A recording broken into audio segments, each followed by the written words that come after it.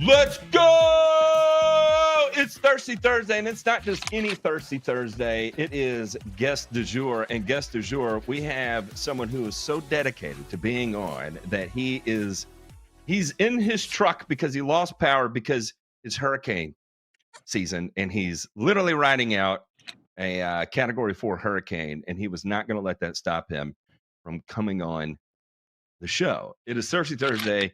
Of course, alongside me, we have Ray and Ryan DeMay, and our guest of the evening is Rick Wallace.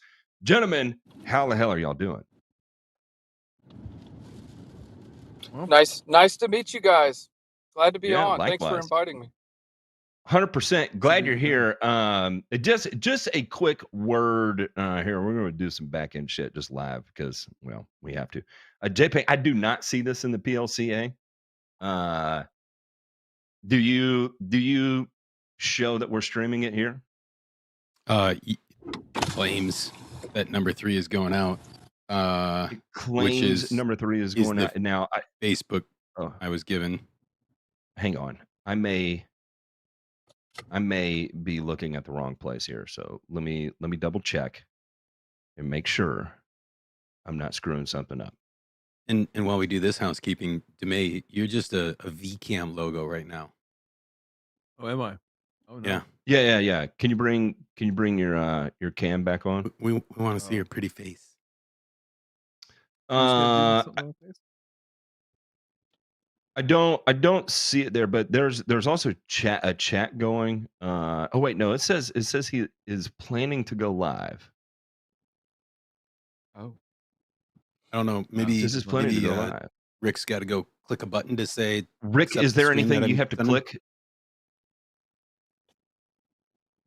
Do I need to click something?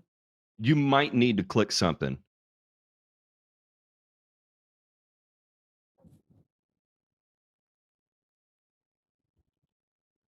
In the meantime, this is what I'm gonna do.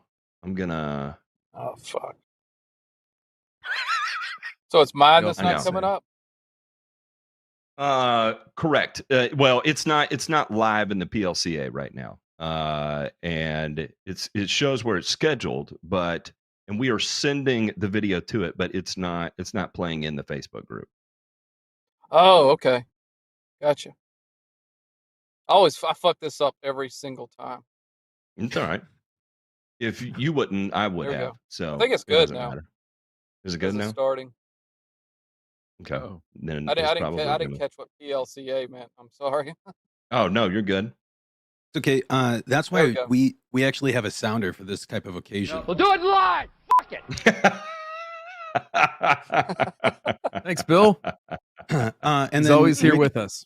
Somehow in the stream with us, you hit the button for toggle screen sharing. We're I don't know. Seeing you in I don't know what the fuck, man. Yeah. If you click on the video I'm sending you, you should see that little menu bar show up, and then you can click one of those little. I think it's next to the microphone, the little icon that has the computer. We with are live in the PLCA.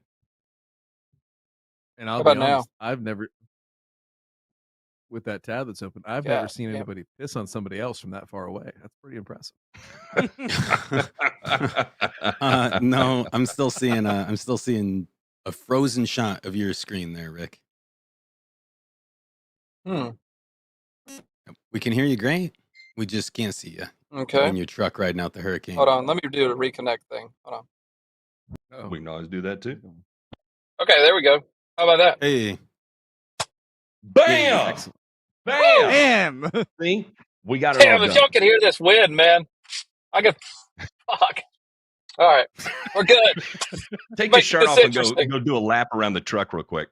No, I'm just kidding. No, seriously, thanks for coming on. And you know, being our entertainment for tonight, I guess is one way to phrase it. I don't know, for lack of better words. Like I'm some kind of like circus clown or something. It sounded like that when I didn't mean for it to sound that way. Wow. Bad choice of words. Wow, that's bad. Yeah, I know. Dance for me, Rick. So Rick, talk to me. How did you get into lawn care? Okay. If you had other jobs before lawn care, what did you do? What was that transition into lawn care, though? Yeah, I mean, started out doing the lawn maintenance, doing that whole deal since I was in high school. Through high school, I'm pretty serious about it back then, and then built the landscape side up to about 3 million. Um, and then I just kept waking up in the morning, just have this like that what I was doing was really fucking dumb, and because like a landscape company, I'm just going to say it. It's a dumb business. Like lawn maintenance and landscaping it's a bad business model. Yes, you can make millions of dollars doing it, but I mean, everybody that I know that owns a landscape business just wants to like get a gun, put it in their mouth and pull the trigger, Yep. So, I felt that way for a Yep. long time doing it as well. And, so finally, bought had this old guy, I was talking about him earlier, 70-year-old guy that wanted to sell his spraying business. And I told him, like, hey, and I would refer him stuff. I just liked him. He was an old, ornery, mean motherfucker. But he was nice to me because I was a lawn dog, And and I told him, like, hey, I want to buy your business one day. And he was like, Rick, I'm not selling it to you because whoever I sell it to, I'm going to fuck their eyeballs out. And I was like, well, I mean, just run it by me, before you, try to fuck somebody else's eyeballs out, just maybe you can fuck mine out. I don't know. But so one day he called me and he's like, I'm moving to Florida, fuck this shit. And I'm like, well, let's talk, And he's like, meet me at the Waffle House. And so I met him at the Waffle House, and he had a couple pins with him. He put some thought into this transaction. And so he grabs a couple napkins and hands me one napkin. He takes one napkin, hands me a pen, and he's like, write your number on the napkin for what you want to pay for this business, and I'll write my number, what I want for this business. And we were just, I'm thinking like, well, I got one shot at this he's an ordinary motherfucker, So it was like 193 accounts and one old Graham spray truck. Uh-huh. And yeah, and he wrote 80,000 on his napkin. I wrote 60 on mine, and we swapped, turned over the napkin, and he said, meet in the middle at 70. And I shook his hand and didn't hire a lawyer. I didn't even have a contract. When he brought his client list over to us, it actually came in the form of like one of those desktop computers. It's like, here's my business, Rick. It came in a cow box. It was a gateway.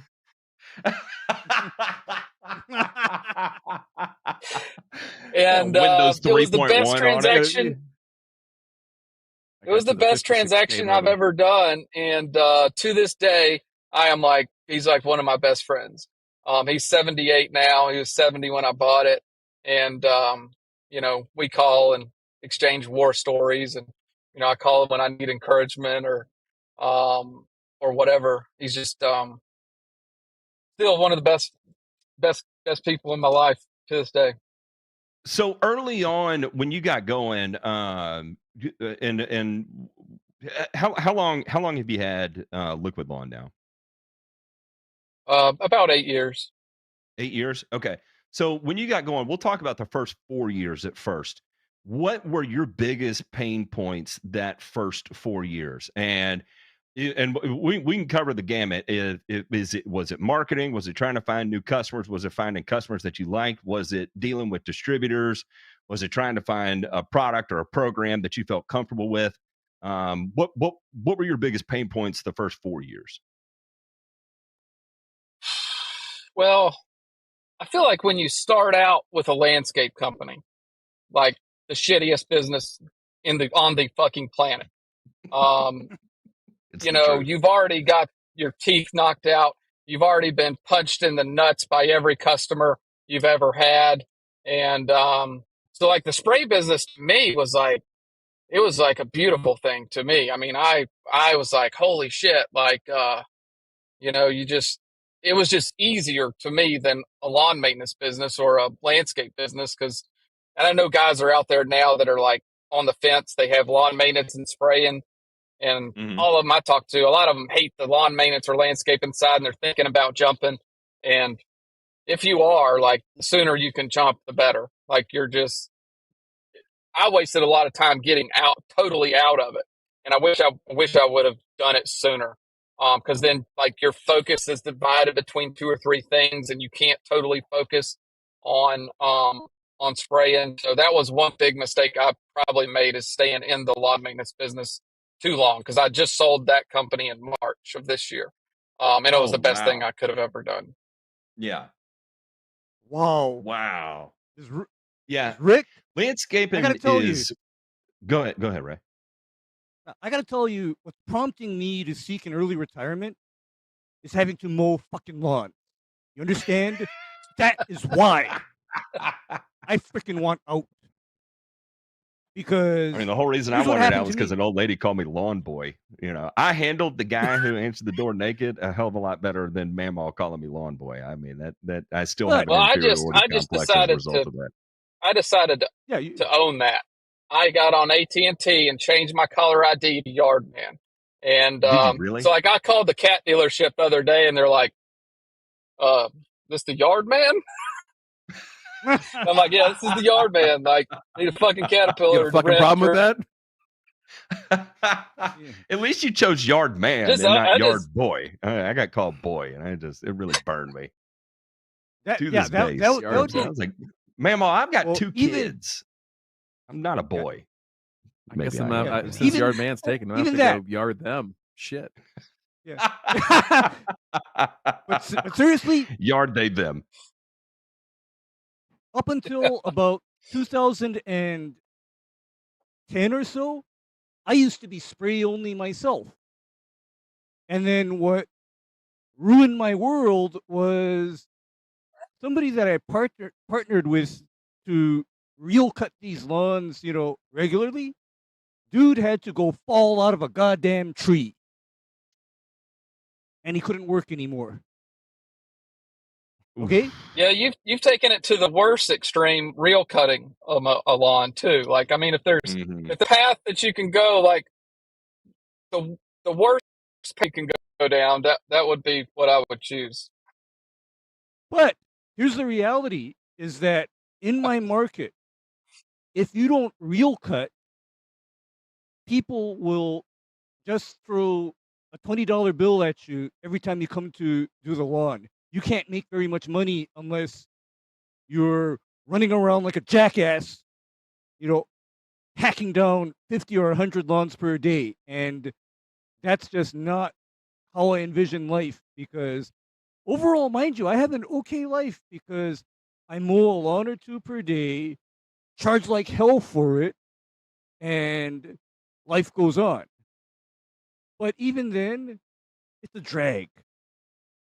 It's a drag, and like I said, I'm over 50, and I told myself I don't want to die behind a mower. I don't want to do it. Nope. I want to die. I want to die doing. No, I want to die doing something else somewhere else. Just not handling chlordane anymore, or diazinon. Rick, No. so when I had my lawn care business, I'll tell you that I have the world's worst FOMO. It could not be any more egregious. That I was the kind of person that if a new product came out, I didn't just want to try it. I had to try it on everything, and it didn't matter as long as it had a great story behind it. Man, I would be all over it like white on rice and just out of control. And I wanted to test it in every which way imaginable. And I'm literally studying it as if it's going to change the world. And there were times that I actually convinced myself that I could change the way grass grows by leveraging this whatever new thing that was sold to me, right? I'm curious, did you ever fall into that pit hole? And I joke about it on here. I mean, I have spent many 6 figures of dollars chasing the perfect whatever, just bullshit that was sold to me by someone that was slick with the intention of thinking that I could change the way nature operates. Did you go through that period? Well, I think a similar kind of scenario where I think entrepreneurs like us are like the shiny new object syndrome, Yes. where we think, if we're going to get on something and it's going to take us, and then like we were talking about being delusional earlier, like that's not because you are delusional, but sometimes it works out, Yep. but yeah, I've made some big mistakes like that. Some wrong strategy moves that, are like, I think it's actually sort of a good thing though, because um, the more you get burned by a situation, like I have some pain with, like, I got into auto mowers and they just burned the fuck out of me. So now, like, when I think about like a different service offering, I always have this auto mower failure like in the back of and the pain of that failure, like, that guides my decisions. Mm-hmm. And there's been some other failures just like that were so painful that actually I think I'm almost grateful for those scenarios now, because they greatly affect my decision making ability now. Without a doubt.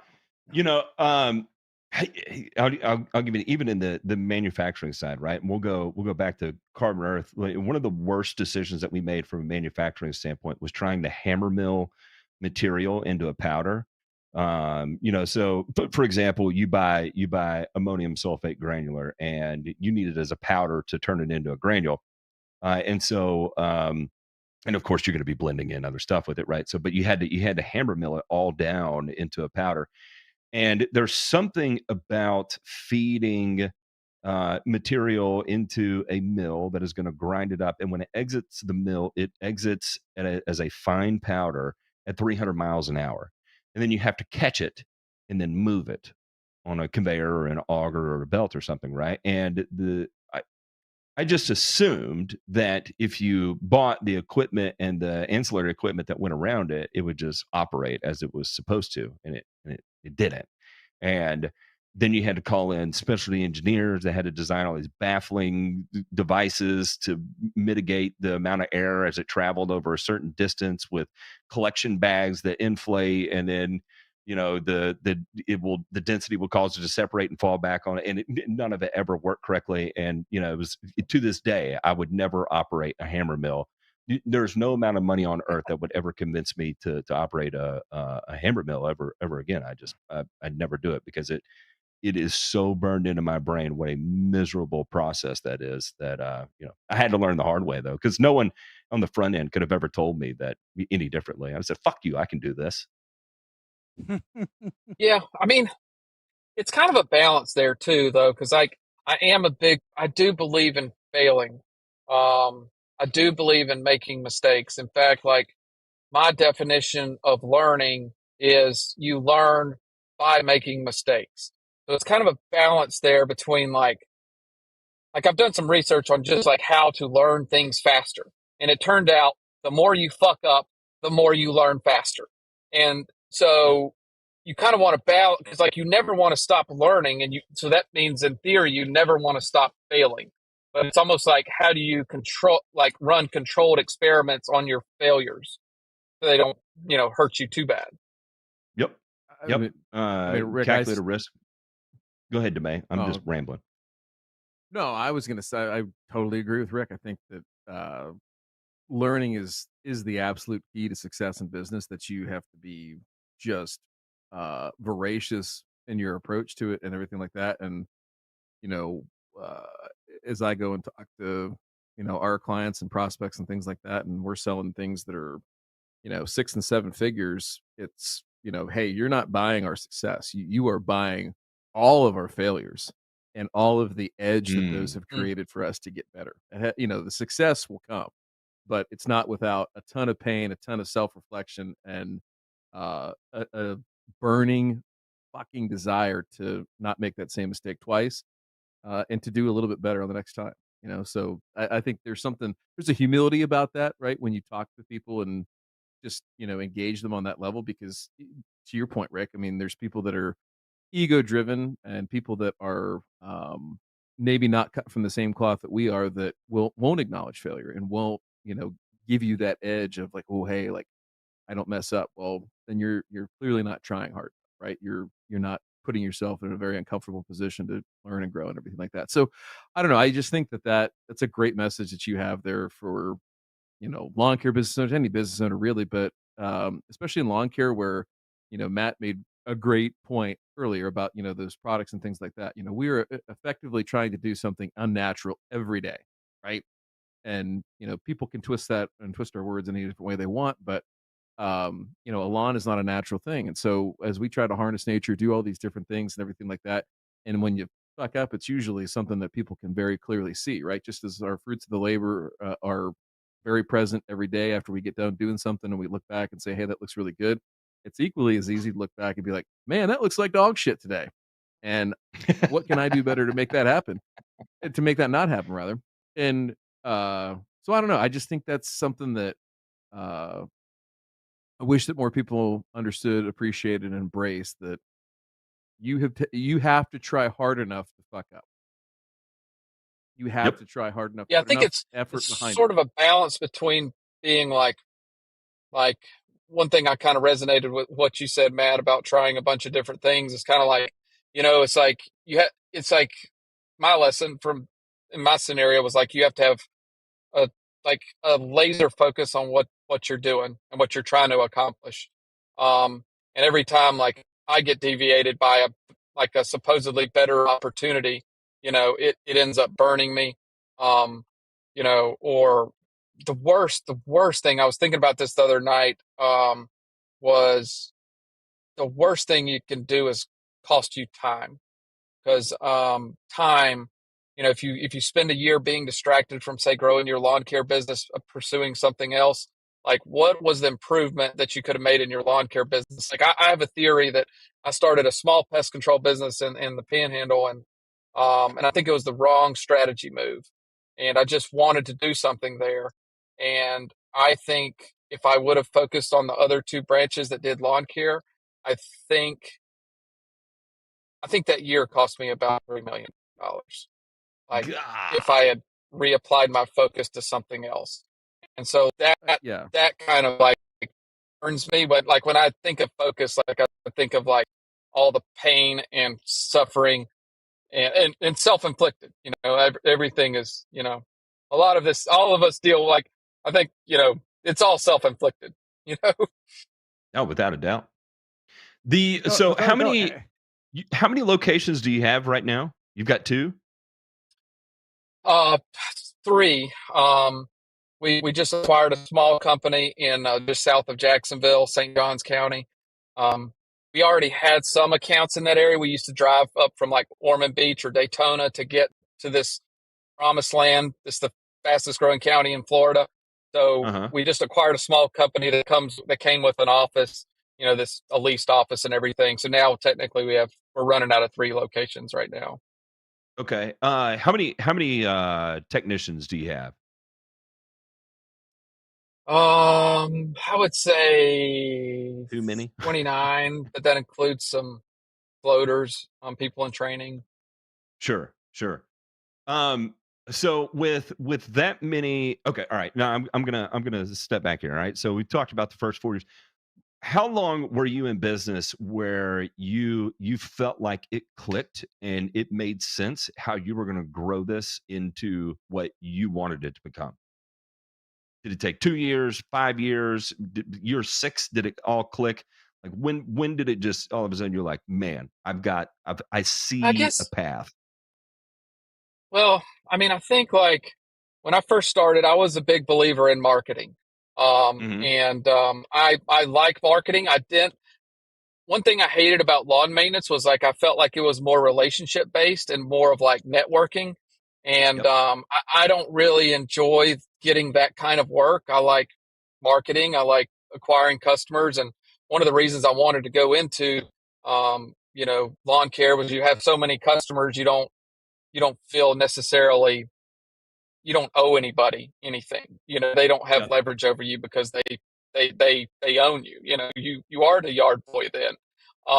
And but I will say, like it when we first started, we were doubling the size of our company every year. And then when I bought the second location with 130 clients, I just assumed that was going to work. Like I thought I was going to just double. Like I thought I was going to put on 1,000 clients the first year, second year, and I'd be off to the races just like we did in Georgia. And I got punched in the face, and sort of that little, I guess, Let me ask ignorance or why. What arrogance, kind of that. was it? Did the new location require a different marketing strategy? Or what do you think was the big hiccup there? I tried Or a is it lot of the same distance? stuff I did. It was Florida. It was a little bit different market. They have a little more sunshine, different grass type, different problems, I mean, St. Augustine is a motherfucker. And but what worked in Georgia didn't work in Florida. And I think in retrospect, like I have a totally different theory on marketing. And a lot of people, I mean, I think my opinion, like when I ask people like when I do a survey of guys, like what's their number one problem, like I would say like 9 out of 10 times it's marketing. And but people think they'll come ask me like what works for you, like they're going to copy it and put it in their business. And I think that's sort of like the wrong strategy. Like it's really comes down to, it's real simple. It's you put in um uh let's see, you there? I think Yep. I may have lost my Yeah. You're good. We're here, but You're your good. video is frozen. Man, it was just getting good. I know. Okay, There you are. You're back. You're I think back. sorry, it was hurricane weather knocking something out. A No cell fucking tower somewhere excuses. just went down. Yeah, sorry. But back to the marketing thing, it just comes down to work and testing. You have to test all these different things. You have everything else. Like if you want to be good at something, you just have to work harder than other people. There's no silver bullet. They don't. You're not going to get handed a silver bullet. There are silver bullets out there for marketing, but they're buried under a shit ton of work and money.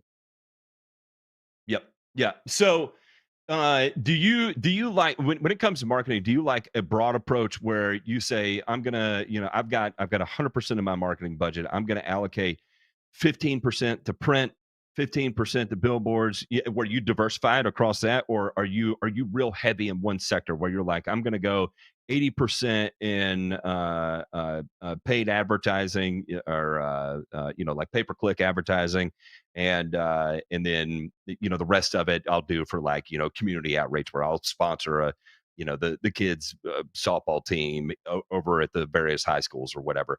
How do you diversify your spending in that regard? I think this is the answer a lot of people don't want to hear.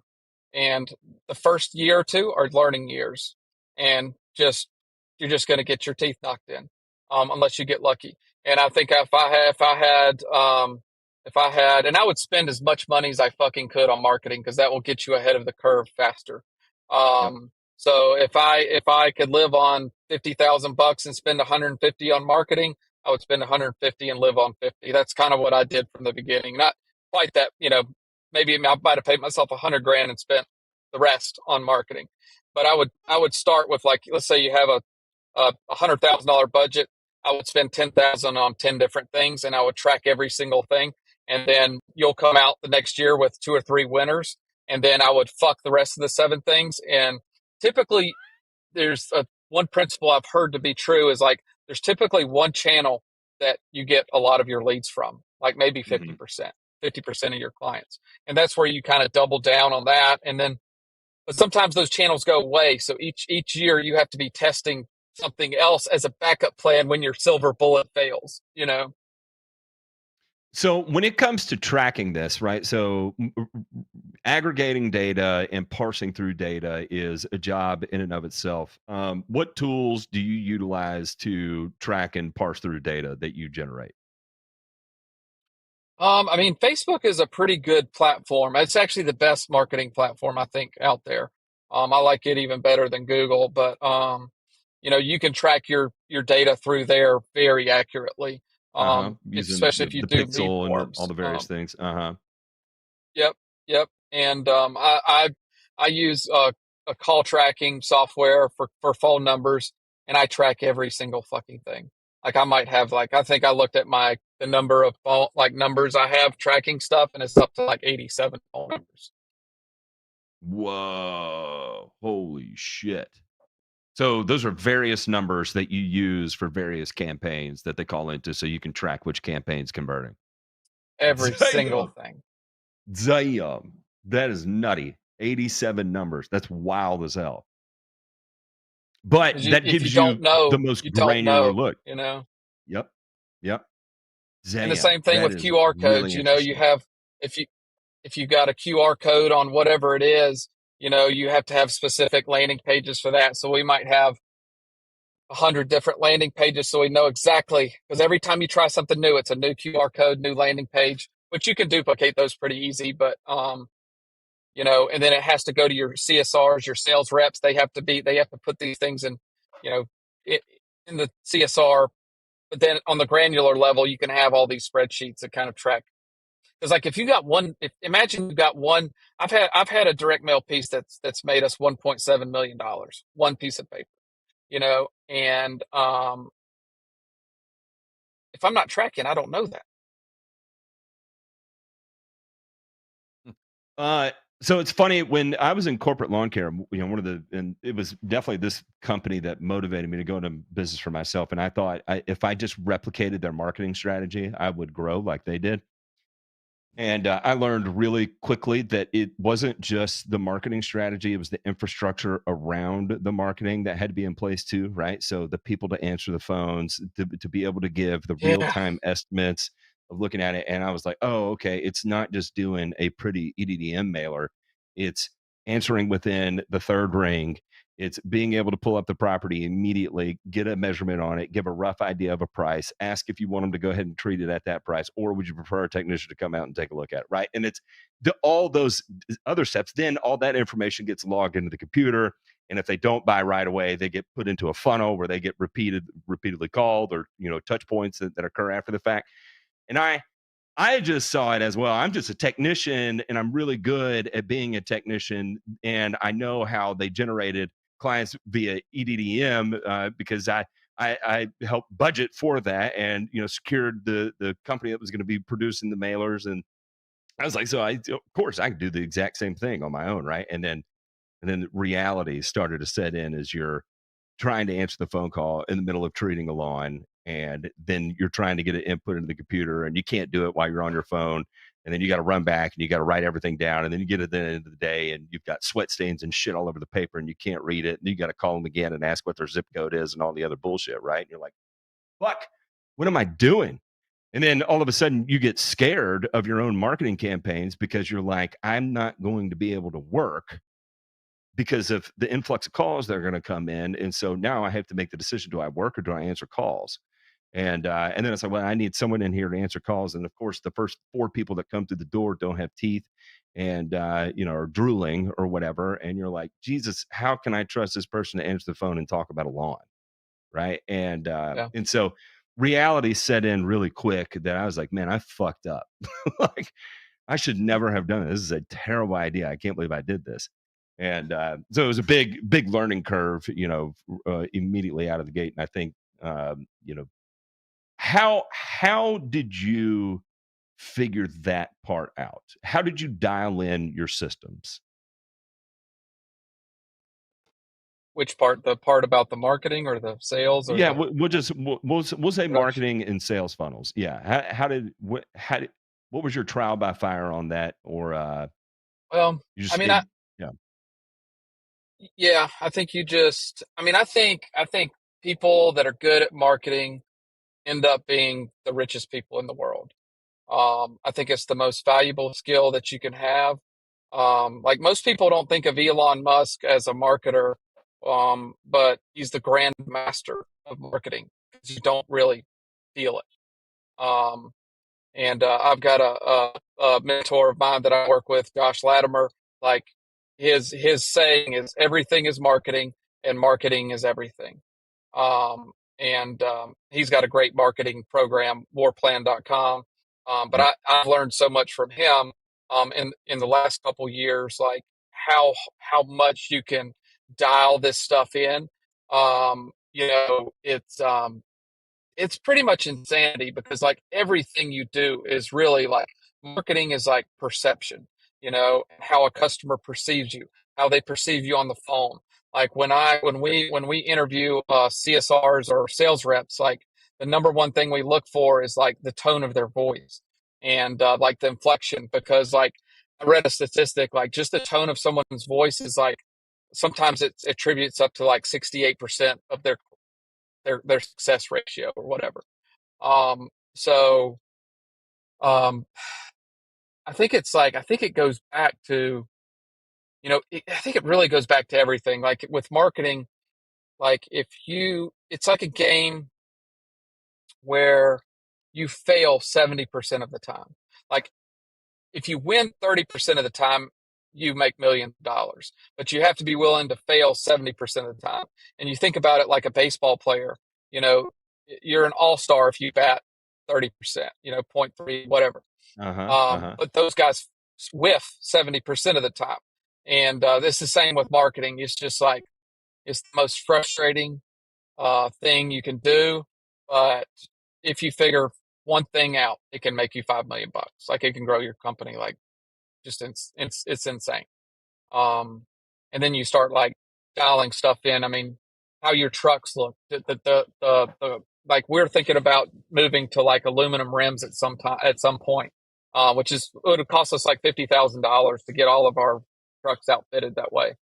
But when your truck pulls up to a lawn, there's an increased perception of value because that truck looks nicer. And you start like looking at like the most successful people that I follow, like they have this insane amount of detail to like these little things, like the font on a website. This one guy I follow does all this font on his website matches like the invoices to the estimates. I mean, it's insanity. But I think that kind of line of thinking, like how you're perceived, and we have a lot to work to do. There's always work to do on that kind of stuff, but I just think that's sort of interesting. Yeah, taking the time to do that, brand consistency is a big one, right? And I think the most important thing that people can do, this is just like at a complete low level, entry level thing, is have everything match with your logos, right? Or your invoices and your logos, and match your truck and the uniform that you wear while you're out there. Everything looks clear, concise, consistent. Um, I'm not a big fan of like magnets on doors. Get a high quality wrap or sticker put on your vehicle. Just don't stick a magnet on it.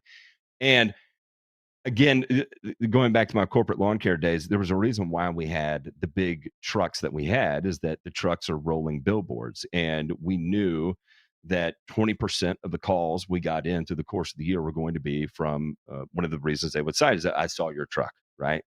And so we knew that as long as the truck was completely decked out in high visibility colors, and it's very obvious what the company is, Fairway Lawns at the time, and the same message that was on the EDDM mailer was the same thing that's on the side of the truck, right? And so it brought that brand cohesion together, and it contributed to high amount of sales, that otherwise you wouldn't have had, just because of the brand consistency. So I think there's Right. a big truth and importance to that. Yeah. And just, I mean, there's so many details you can go down that path. And I think it's just, having, I had somebody say to me the other day, they were like, is it ever going to be good enough for you? Like kind of in a frustrated tone. And I thought, no, never fucking going to be good enough. Like what fun would that be, not having something to optimize, or there's always like these little improvements you can always do. And then, sometimes they really start to add up. They sort of create this snowball effect where, you know, if you're the most if you charge high rates, you've been increasing your rates all these years. You spend a lot on marketing. Um, then you can afford to pay your technicians more. Then you're profitable, so you can spend more on marketing. And then I think what ends up happening is like it really becomes hard to compete with once you start getting all these pieces in place. And it takes years to kind of figure out what they all are. And when they all kind of start connecting, you're like, oh shit. Like one of my personal goals is like to see if we can pay a technician $100,000. And there is a roadmap to do that. But once you have the right pricing, once you have the right people that are motivated for production and money and everything's kind of dialed in, like I think like that's it could happen. And that's, I mean, you talk about shooting for the moon. I think that's one thing that 99% of lawn care companies are going to hear that, and they're going to be like, holy shit, you've lost your mind. That's crazy. But in terms of who people want to go work for, who do they want to go work for? Then you're Yeah, it's attracting kind of not like, just talent, you're attracting top talent. yeah, I mean, I think you want to be like, if you look at UPS, like I always think about UPS drivers. I mean, I think they make 170 grand to drive a goddamn truck around, and but people load boxes at 3 a.m. into a UPS truck to, for years to get that opportunity. And it's like, how do we get to there? And I've modeled the math out, like how to get there. And like if a technician, we pay them like 17% production pay. That's what we pay them. If they do $2,307 of production a day, every day, they can make $102,000 a year. And we've had technicians. We've made some changes on our routing lately, and we'll have a few technicians hit $2,400 a couple of times a week. And so it's like it's not insanity. It's already sort of happening, and then you get into your trucks. Like our trucks are sort of constraining because they have these stupid fucking fiberglass molded tanks. And I have a brilliant fleet manager, and we just bought a CNC router out of China that we're going to start plastic welding our own tanks so we can get more capacity, more like it's just insane. Like when you start like, thinking like what could happen, and then you start modeling it out with the math, and you're like, fuck, that could actually be doable. $2,300 in production a day. I'm sure there's guys on this podcast that probably do that every day, but it's just kind of like Elon Musk. It's like the first principles. You break everything down to their bare components, and then you try to, then you just piece them back in a better way. So let's talk from a financial perspective, right? And I think one of the things that we've talked about a lot, and this is one of the things that people brought up to us last year, was the and I think a lot of this is a reflection of the fact that when people opt to go into business for themselves, it's because they were a good technician, right? Now you came from the standpoint that you fucking hated your landscape business, but you knew how to run a business, and so you just parlayed over into a new niche industry, a niche piece of the green industry, right? So a little bit different, but I'd say that a lot of guys they work for corporate lawn care. They're a good technician there. They're a good performer. They're a good producer. And so they're like, hey, look, I'm making $14 an hour and I'm, spraying whatever, $1,300, $1,400, $1,500 a day. I'm going to take that price sheet that I'm working with right now. I'm going to go get a truck and I'm going to put a 200-gallon space saver in the back of it. And I'm going to go spray $1,500 a day. And they're like, I'm doing some quick math on it, and I think it can work, right? But they don't really understand their numbers. They might, from a high perspective, that okay, a bag of urea costs $25. I dissolve it in the tank and I go spray it, and I can spray, 33 yards that day with that 50-pound bag. It's got to be profitable if I do it that way, right? But then they don't take into account the hidden costs of like, well, I also sprayed 4 cases of 3-way that day. And, Miss Jones called, and then I had to spray, an ounce and a half of house Furon on that product. And it turns out I ended up spending $833 on product today, and I made $1,300 in revenue, and then that doesn't take into account costs of insurance. And so by the end of it, they made $172 on the day net, and they hear trying to set aside money for marketing, and they're like, Jesus, how do I even do this? How often? I guess let me ask this in a different way. How did you learn to, or what would you recommend? I was going to ask this really how you do it. How would you recommend that people in that position learn the financial side of their business? How would you recommend they approach tackling that? Well, I think the truth is, like, we all kind of start out doing it that way, you know, and that's probably the way it's going to be the first couple of years. And I think it's just bootstrapping. So I wouldn't shit on that technician. I would say, like, just fucking do it, learn as you go. And I would, so I would encourage that person just to keep going. At some point, I think there are some resources out there now that do bookkeeping for extremely reasonable prices.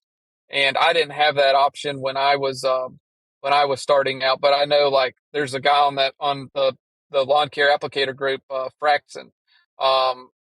They do um, bookkeeping for very reasonable rates because they use offshore labor to bring the prices down, and you get a great product at a lower price so you can learn to know your numbers faster. um, and it is a superpower, like, learning your numbers, because there's two things. I feel like there's people that there's you have to be willing to look under the rock. And I saw this quote in a book one time that was like, are you willing, like, the top of the rock is all nice and clean because the rain keeps it washed off, but underneath the rock is kind of dirty and nasty. So you have to be willing. I think a lot of us, especially me in the beginning, it was like hard to look under that rock because it's probably going to tell me some stuff I don't want to do, and I'm going to have to fix some stuff. And so you have to be willing to look under that rock. And I think that's probably the struggle with most people, is like, they don't want to know it because ignorance is bliss, and it truly is. But if you're willing to do that, it'll change your business. I think that's exactly what it is. And we had who was it? John Pajak was on, and he was talking about that. A lot of the times that the people he's talking to, when they're wanting to learn the finances of their business, it's that they don't actually want to learn the finances of their business because they're scared what they're going to find out. But exactly, it's scary. And I think this actually is a good segue into we were talking about running your business as if it's ready to sell at all times. And in my opinion, in my experience, and my mentors in business have this is one of the ways that they have coached us over the last few years, has always been two things. That if we're really just one, that if you can stay in a position that a bank will always fight for your business, then chances are someone is ready to buy your business. Because a bank is going to be as scrutinous of operating, of controlling the operations of your business as a buyer would. Now, I understand that you can get into some real risky loan situations there, but I think what's most important is that if you do run clean finances and show cash flow and a very real number on recurring revenue and cash flow, you're very appealing to a bank, and they want to bank you and they want to lend to you because they see the cash flow trajectory for loan repayment, right, for your credit. Mm-hmm. In the same way that if you want to be a sellable business, you have to show cash flow so they can determine what the time frame is on their return on investment, right? And maybe they have a 5-year plan or a 10-year plan, whatever the case may be. But that becomes factored into your sale price, and they can look at your current recurring revenue and plug their own calculus into what they have an expected growth rate to be in order to get their ROI out, right? So you talk to me a little bit about now operating your business, and I know we kind of talked about it before, but if you don't mind rehashing it, being in a position, not necessarily that you want to sell, but just being in a healthy enough position that you could whenever you wanted. Yeah, I mean, I think there's a couple of different things to think about. EBITDA is the number one driver for private equity.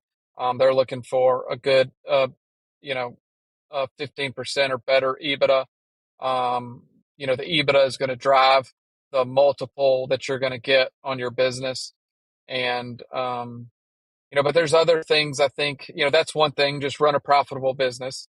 And I will caveat that, because like my for me, and maybe a lot of other guys out there, like my goal right now is not necessarily, like, profit is not my number one, it's not my number one pursuit right now. I mean, my number one thing is growth, and growth costs money, and growth is going to hurt your profit margin. Growth is very, very expensive, because you're basically, you're just buying clients, and whether it's through an acquisition or through marketing. And, so I like to make that caveat. Like my EBITDA is not like spectacular right now, because I spend, almost $1 million on marketing, trying to get to that next level, whatever, or just trying to grow. I don't really have a level I'm trying to reach. I'm just kind of like, like some people have like an addiction to like cocaine or meth. I have an addiction to customer count, and I just like to go fucking look at it, and I'm like, God damn it, it's going up. Or if it's going down, like I'm really not, it's not good, bad, bad juju.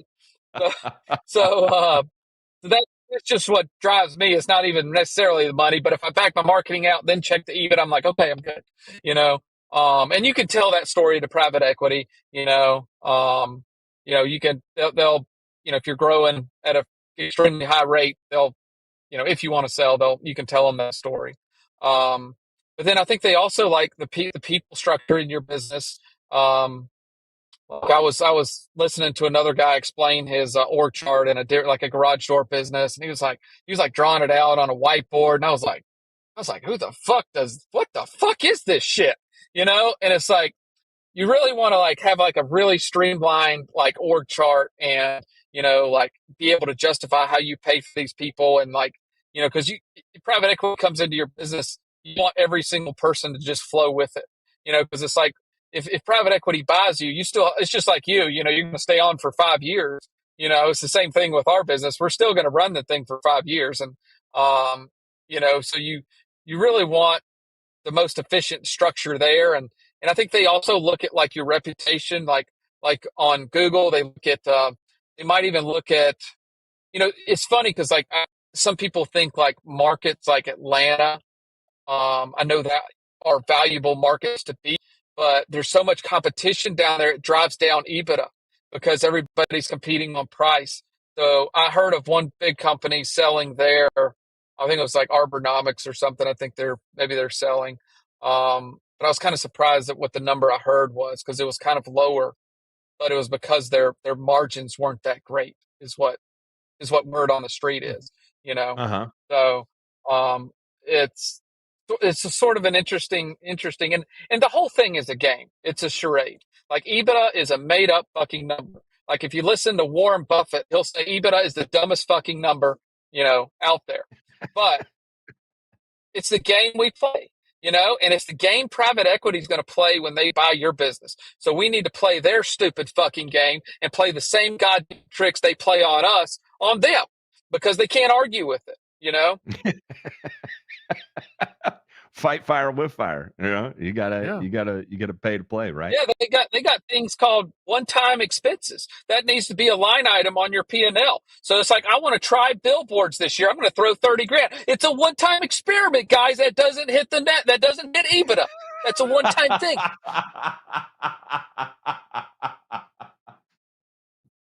What's this Molly? Oh yeah, I mean, I didn't get addicted. I just was at a club and I had It was some a there. one-time It's thing. Molly. It just lasted for it's 2.5 years. It's cool. It's cool. Yeah, like go finance the whole acquisition, just like them motherfuckers do, because interest falls below the line. So just play Yeah. the same game. Yeah. Fuck them. And you gotta. That's why I love learning from these guys, because I mean they're really smart. Like the guy we had on the. I did a couple videos with Brett Store, Unity Partners. He was great. Also, I learned a shit ton from him. Just learning how they think. But later on, like hopefully people will go back and watch those videos on the Facebook group before they get acquired, because like one of the videos had all the questions that you're really supposed to ask a private equity group. I learned it in a book, and I wrote down every question that we're supposed to ask private equity before they acquire us, and it's all there. Honest question: is there a number that private equity could come to you with right now that you just walk away from it? No, probably not. Yeah. One, because I think it's there's two reasons. My EBITDA isn't big enough for like, even if they gave me a 20x multiple on EBITDA, like that wouldn't be enough money to really like buy a decent helicopter and jet. It's just not enough. And then the operating expenses, like cash flow's kind of important, to pay for Jet A. But I think the other thing is you got to think about what you're going to do next, and the next step has to already be planned. And in my opinion, you have to have like a better opportunity vehicle behind this one. So, like, you don't want to give up this opportunity vehicle of making whatever it is, average 20% net, and building a very valuable company. Like, the next opportunity has to be greater and better. And I think it's a risk for like an entrepreneur that's used to running 100 miles an hour to just sell out and stop. Like, I think that could be bad psychologically. I know it can. It would be bad for me if it was sitting around the house like, what the fuck am I? I'd probably go create problems just to fix one.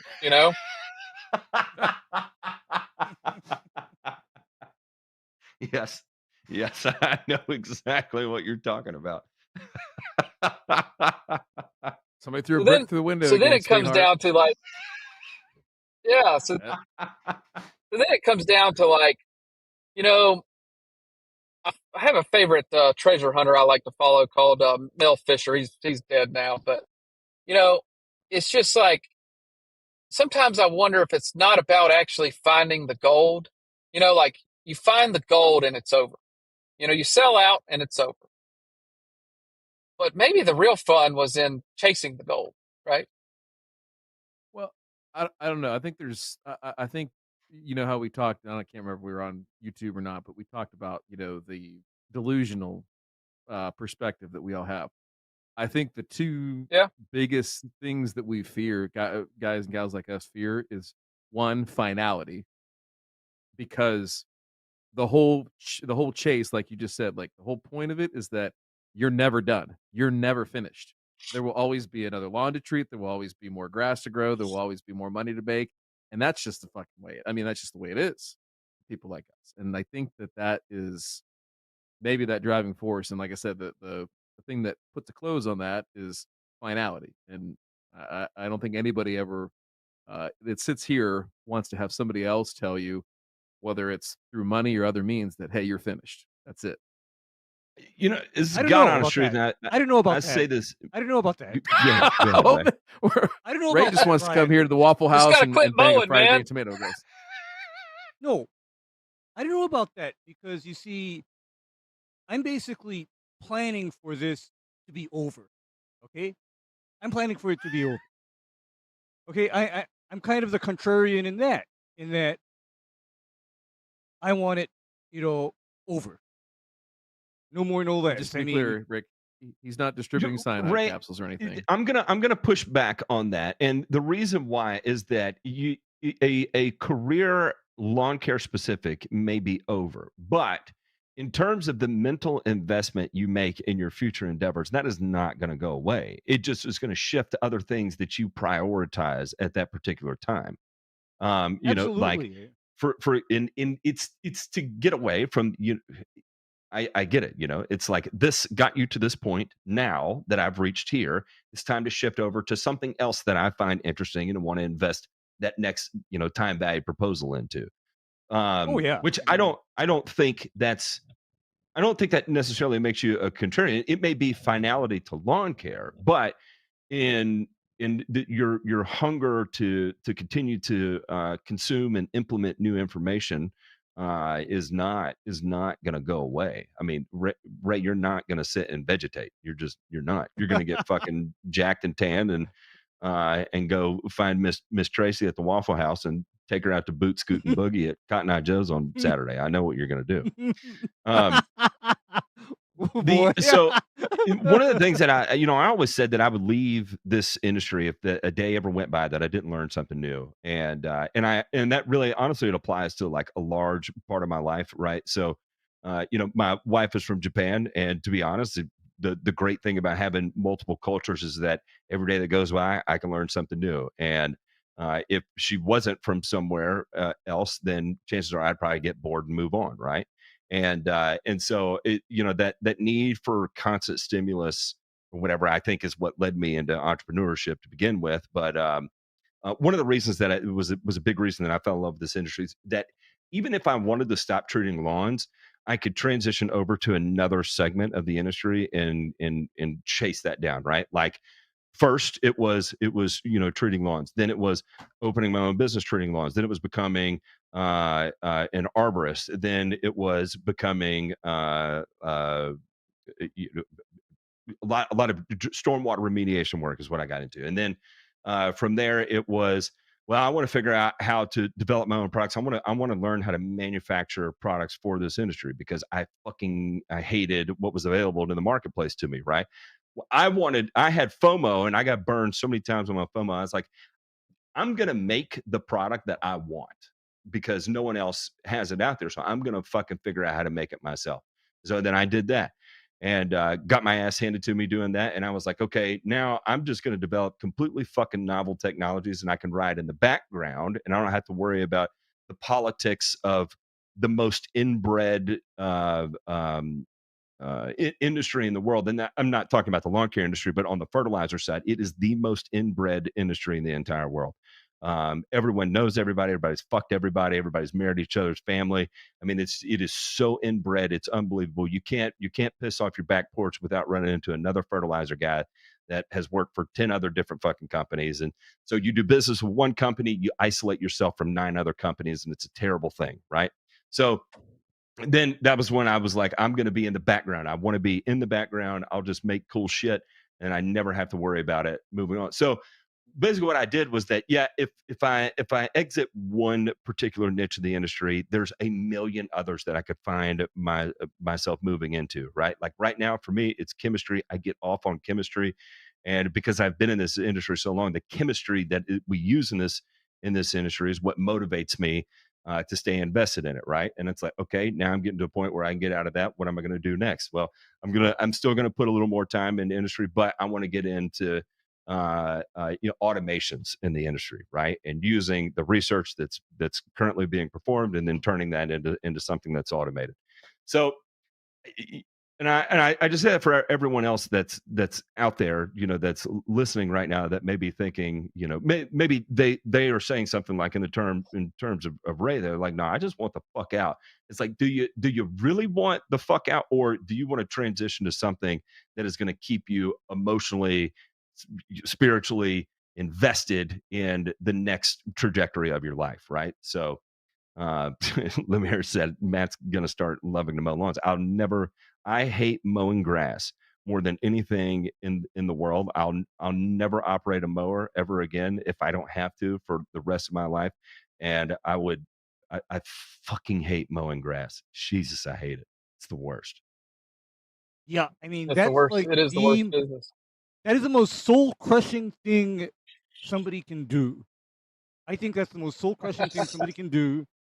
And that is where, for example, in my case, with what I do, my God, Matt is not kidding. Where what I do for that is I have lawns that are basically told stop growing. Okay, stop growing. I mean, that's that's basically what I do to them. Stop growing. They'll be alive, but they ain't growing. But But you know, back to what you were saying, Matt. You know, it's sort of like if you've got. I feel like there's so many facets of business. That's why I've kind of. It's almost like to be successful. My opinion is you have to be focused on one thing for a consistent period of time, and every time you go try something new, you pay an ignorance debt on it. And like I just think about now, I think like time is like more important to me than money because like I only have a limited amount of time left, and it's kind of like am I willing to trade a year of my life to learn something new? Like depending on what the goals are, The flip side of that is like it's like when you're in business, it's like there's so many things to master.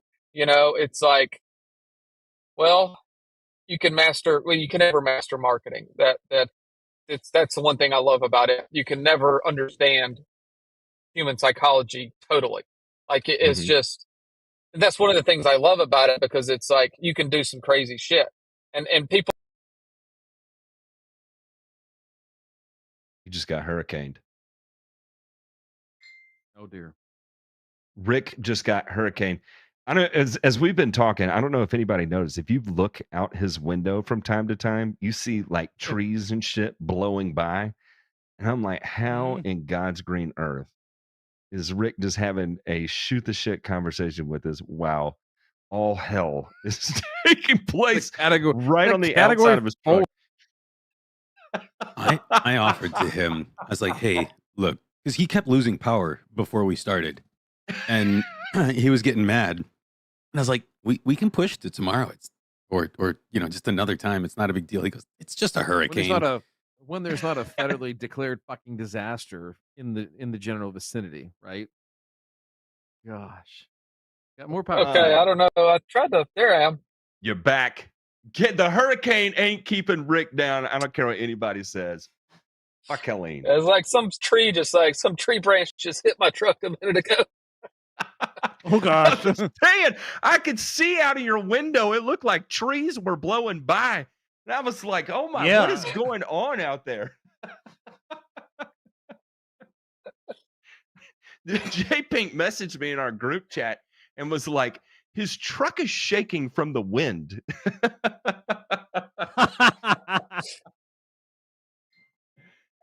No big deal.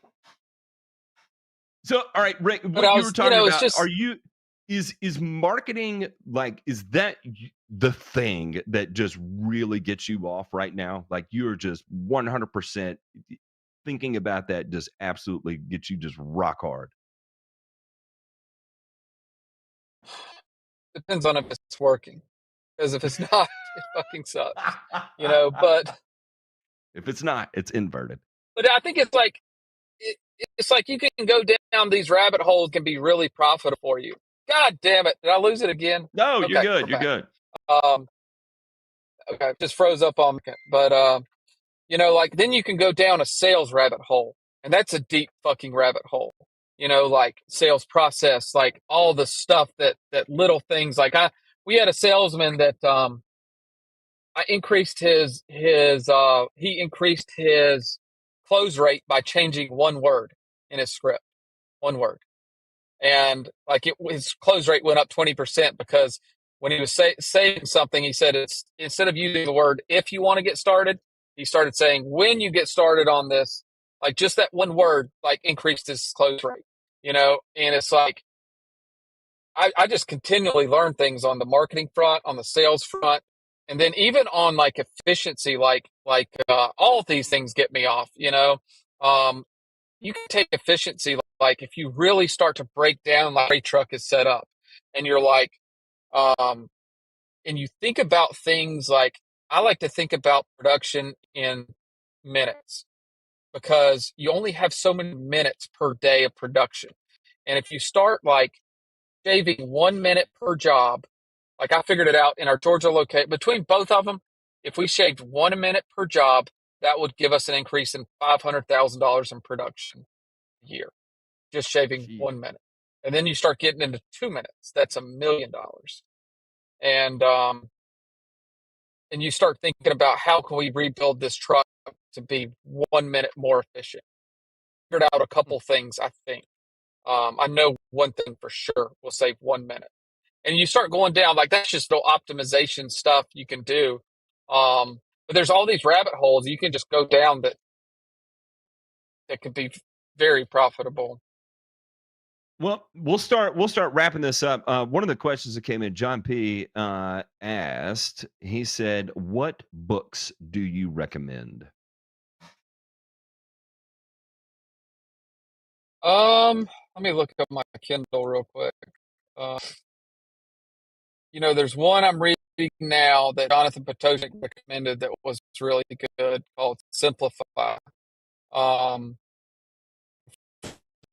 It's a little bit earlier. I don't know if it went on, but Hypo, good book. If you think you're insane, it could really work out for you.